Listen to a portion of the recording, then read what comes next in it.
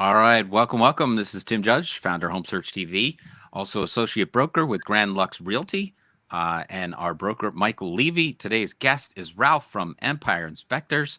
We're talking everything inspections today. Michael, take it away.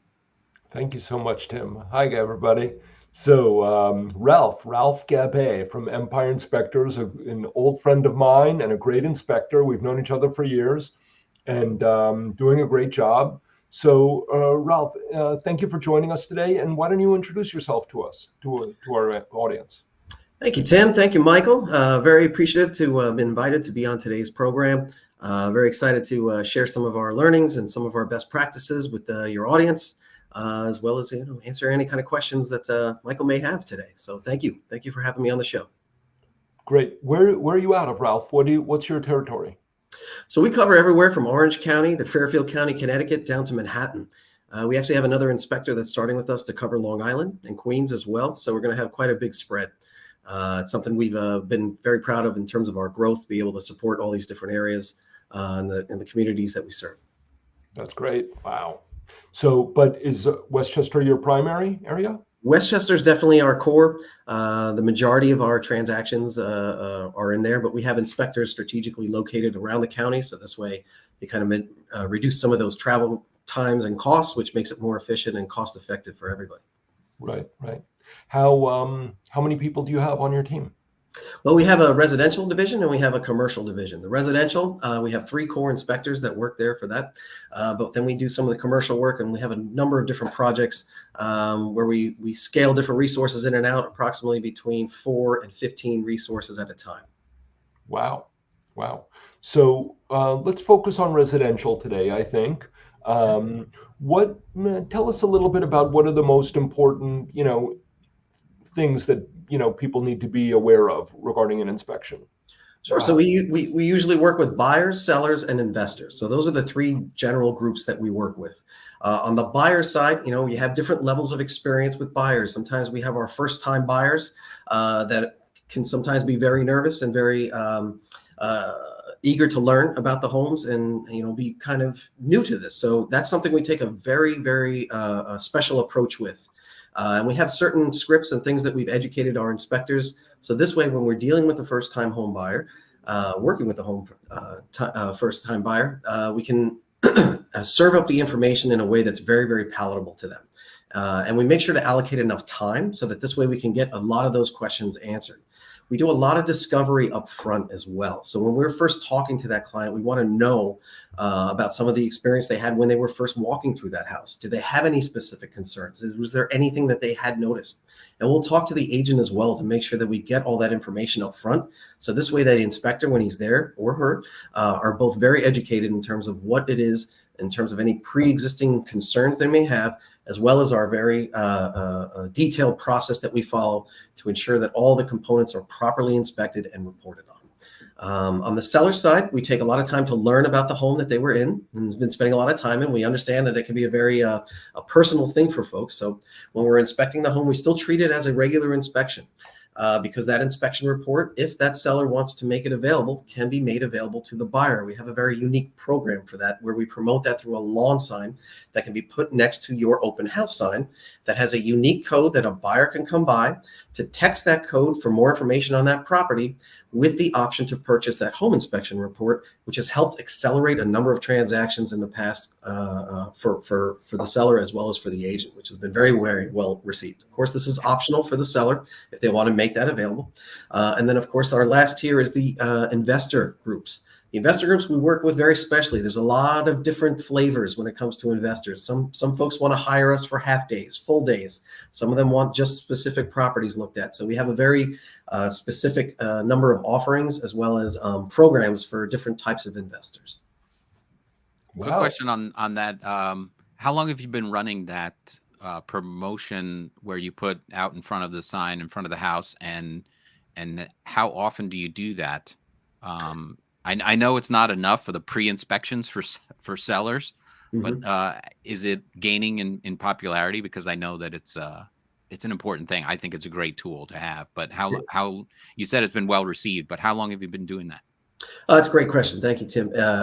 So we started the program about 5 years ago, which was going very well with the pre-listings, and then COVID hit, and then all of a sudden inventory became so scarce that people were not doing very many pre-listing inspections. Basically, as soon as it hit the market, it was multiple offers, cars down the street.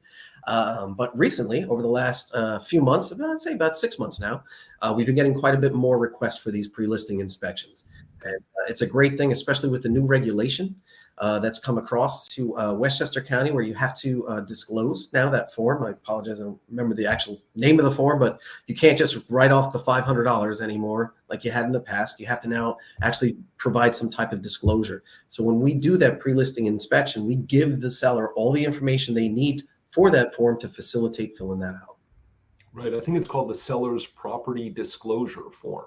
Right. Thank you. Yeah. Thank you. So, and of course, so much of a home's value or of a buyer's perceived home value is based on the condition. So it's always a great idea. I always recommend to sellers to consider to do a pre-inspection when they come on the market and disclose everything to the buyer. It can also help to save them a lot of money in negotiating later when the buyer finds out that something's wrong with the house that the seller could have found out about and worked it into the price beforehand. So it's always a great idea for sellers.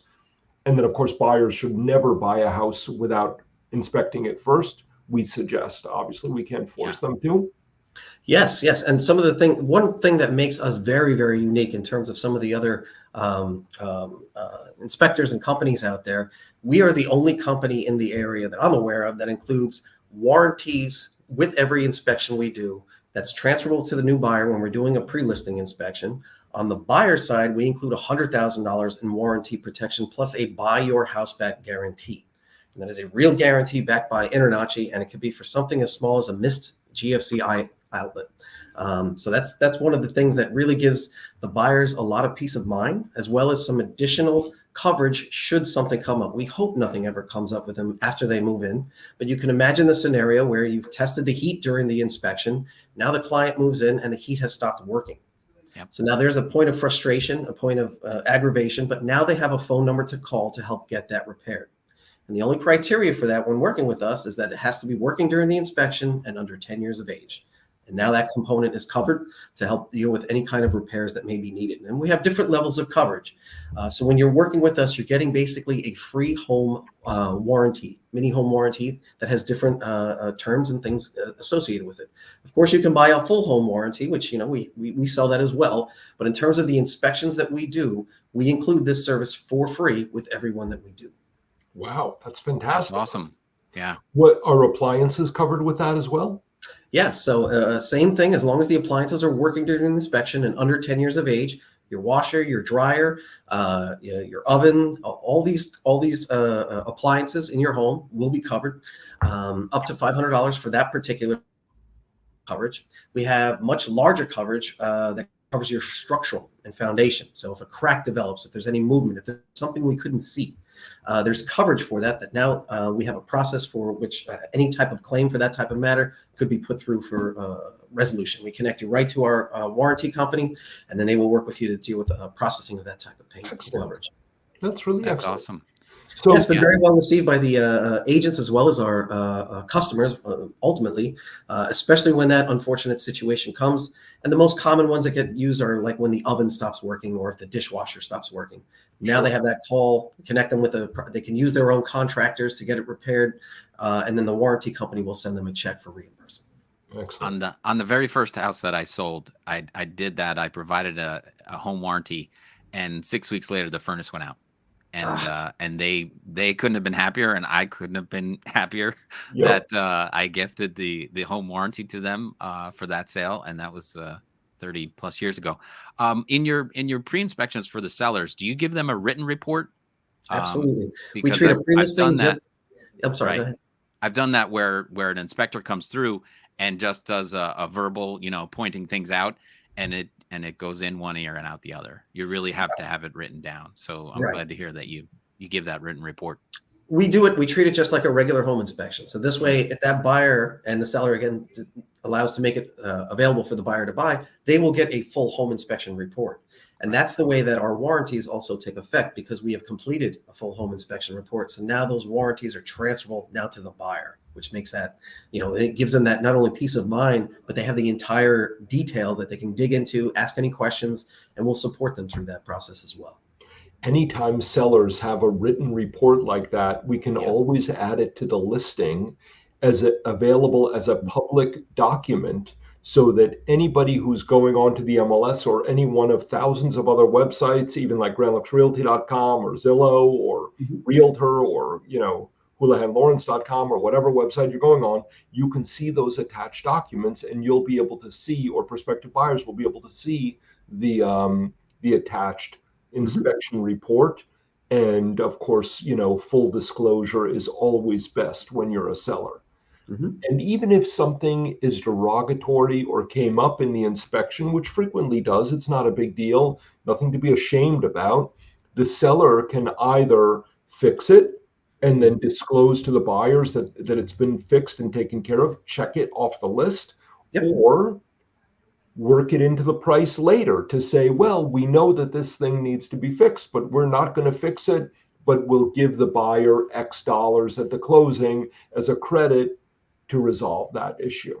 Mhm. And those Exactly. are great ways to work that out, Yep.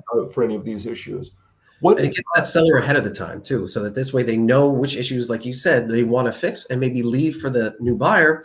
And this way they can price the house. You guys can price the house accordingly. Makes it Right, because you don't want to find out that something's wrong based on the buyer's inspection report, because those buyers will try to renegotiate you. And a lot of Yeah. buyers look for that opportunity. What came up in the inspection? How can we get this price down? What can we renegotiate on for Mhm. this? And a Right? key part of that is that you've already, when you're at that point and you've got that inspection report, you've already gone through your negotiation process, right? So you've already had both sides move as much as they want to move based on what the condition is and what they feel Right. the value of the property is. And now you introduce something that may potentially have a large dollar figure. Now you may add different types of frustration. It may kill the deal. That's why getting that information ahead of time is so useful. So this way you have all the cards as the seller to know exactly how you want to move forward. Right. What are some How really? would Oh, sorry. Go Sorry, I ahead. just wanted to ask about the warranty and the inspection and stuff about the roof, let's say. Mhm. Sometimes when you enter a range when it's under 10 years old, and that might become an issue, the warranty that you cover, does that cover the roof as well? I mean, we talked about a little bit It about the covers roof dishwasher and leak, and that is appliances. actually the longest warranty that we include. So there's a 5-year roof leak warranty that we include with every inspection. Yeah. And I don't know if you guys remember a couple of years ago when we had all the rains and all of a sudden flood zones were popping out of nowhere that were never Yeah. flood zones before. We got a call from an agent who for a house we inspected 2 years prior to that, and they called the agent and said, "It's raining on my second floor. What do I do?" They were fighting with their insurance company because in the report, the report said the roof was near end of life. But inside the house, there were no signs of active leaks. And that's where our warranty took effect. So basically, they were able to get the maximum claim for that, which I believe, don't quote me, I think it was about $2,200 because it's $2,500 max claim on that. But they got a check while they were still fighting with their insurance company to get any kind of resolution for an inspection we had done years before. It's that particular policy. It's probably the best one that's in terms of time, as well Yeah. as, oh my gosh, I didn't even know that this is something that I would still have that far down. And it's unfortunate when things happen with weather and Yeah. dealing with insurance. It's just nice to know that you have another outlet to help get through a particular situation that may be very challenging. Absolutely What are fantastic. That's great, Ralph. What are some really common issues that you see in these houses? Like what are the top three most common condition flaws that houses have that in your experience? I'll say two out of the three that we're talking about here. The two of the three main factors that contribute to almost everything that we find is deferred maintenance and moisture. Okay, so deferred maintenance meaning whether or not they are aware or not aware of a particular problem that may develop worse and worse over time. One of the most common syndromes is when you have a gutter and that downspout is pointing straight down versus having a leader to kind of direct the water out. When that water is shooting straight down into that foundation and you're dealing with a large roof and it's all centralized in this area, now you can actually introduce structural damage to the property over time, right? Because when you have water continuously hitting a certain section, it can allow moisture to come into the basement. It can cause other types of structural issues. And then when we're connecting the story, when we're doing an inspection, then we see that downspout and we see the area of the exterior of the foundation. And then we come inside and then we see signs of moisture and other aspects. Those are silly things. Sorry, not silly is not a good word, but small things that can very easily be resolved by simply purchasing literally a $15 liter extension from Home Depot to just connect that pipe. It's small things like that. And again, I don't mean to say silly, but small things like that folks just don't even realize can be added or implemented to really help extend the life of their home. Moisture is one of the number one things we look for in a home. It contributes to so many issues, whether it's environmental, whether it's cracking, developing, anything like that. So we are always looking for signs of moisture. Water is the number one enemy of a home. And as we know, small little trickles of water can cause major problems over time. So that's the thing we're always looking for. And we have certain tools that help us with that, including the infrared tools that help us see moisture and heat differentials within certain parts of the house. We don't have X-ray vision, so we can only report on what we see. But we absolutely have the tools to help us identify these key factors that contribute to some of these big problems.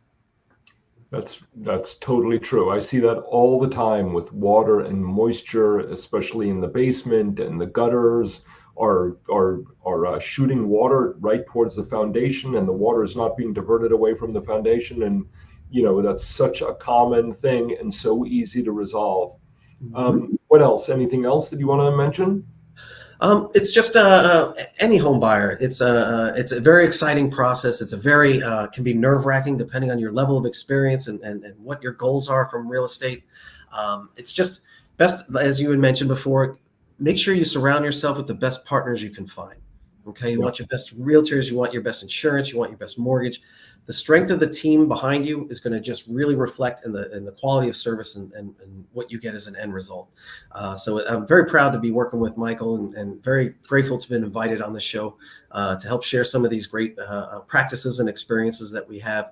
But just always just do the best you can to do with your research, your planning. There's a lot of emotion that sometimes get driven into the transaction process. And the best thing is just to surround yourself with the experts so you can have different points of view, different opinions based on their many years of experience. So it really helps home buyers, investors, really help get through that transaction really by surrounding yourself with the best folks you can find. Yeah. You want to share like a horror story, the worst thing you've ever seen in a house or something crazy? There's I don't think we have enough time today. We might have to do a separate session on that. That's actually one of the most viewed types of feeds, right? Like inspection horror finds and stuff like that. Yeah. Just the worst situation for everybody involved is probably a hoarder situation. A lot of times you won't even know until you actually get there sometimes, but it really limits the amount of work that we can do because we can't see it. Again, an inspection is very visual. It's all based on what we can see. And if there's boxes, there's clothes everywhere, we are not able to do an efficient inspection in that regard. So to kind of summarize it in one kind of clip there, we've had a number of those situations where we've had to come back a couple of times to address it. Of course, those incur additional fees, which we never want to do. But we want to work as best as we can with our buyers to help prep them, to help them understand, as well as the agents that we're working with it. We're really here to do an inspection, and if we can't see it, we can't efficiently inspect it. So it's really in the best interest of everybody involved to do their best to try to make it so that we can do the inspection, and whatever is necessary to make that potential hoarding situation more, empty. accessible. Yeah, for sure. That's one of the things I always recommend to my sellers: declutter, declutter, declutter.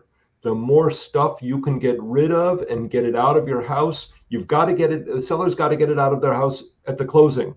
So might as well instead get it out of the house when you come on the market, because your house will sell for more money, right? Yep. That's our job, Yeah. is to help sellers get the most money for their house. Yeah. And the more stuff that's there, and the more stuff that buyers, when buyers can see the floor or the walls, or too much clutter, they reduce their perceived value of the house. So and those are things, as you mentioned, come up during the report that now, after you guys have already negotiated with the buyer and seller as far as they're going to go, small things that they may have been able to repair may now become a big issue in terms of the negotiation. And that's the last thing we want. So I love what you're saying, Michael. It's an absolute pleasure to come into a home that's been properly prepared for selling, which is, also for the inspection side. This way things are clean, things are accessible, and it really makes the experience better for everybody involved.